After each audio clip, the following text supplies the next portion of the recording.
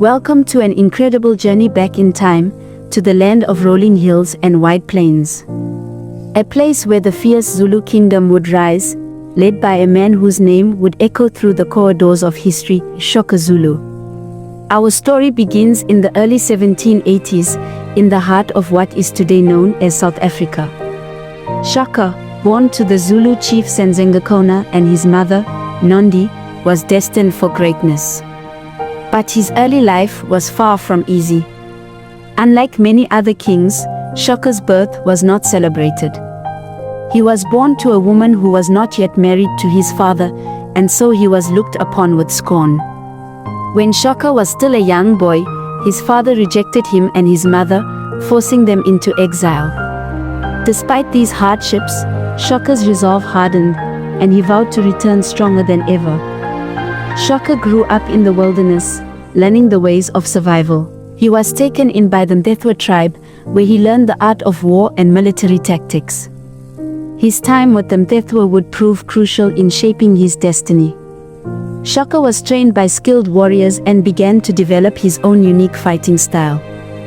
He studied the use of the assegai, a short spear, and perfected the technique of fighting in close combat, techniques that would later revolutionize warfare in southern Africa.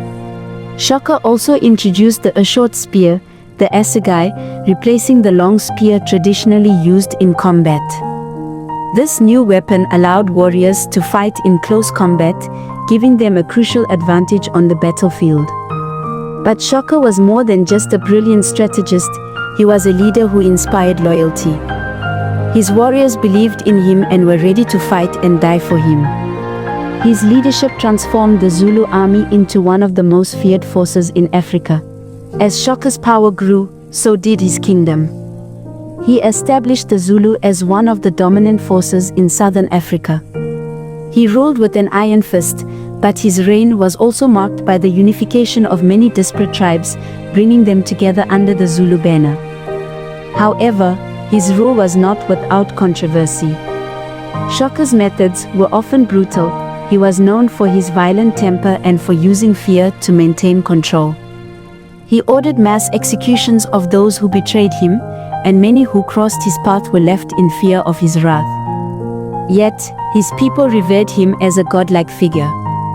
Legends say that he had the ability to call upon the spirits of the ancestors to guide his decisions. Some believed that his power was so great that he could summon storms and control the elements.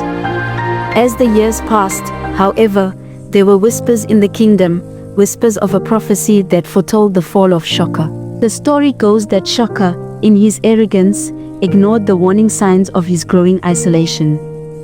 His brutal leadership, though effective in battle, began to weigh on his people. His mother, Nondi, had passed away, and Shaka's mental state started to deteriorate. The tale goes that a prophecy, told by a powerful seer, predicted that the bloodline of Shaka would be brought to an end by a son born of his own loins. While some argue that this was just a legend, it is clear that his enemies knew how to exploit his weaknesses. In 1828, Shaka's reign came to an abrupt and tragic end. His half-brother, Dingain, and another close confidant, Bopa, conspired against him. In a shocking betrayal, they assassinated Shaka in his royal kraal. Shaka's death marked the end of an era for the Zulu kingdom.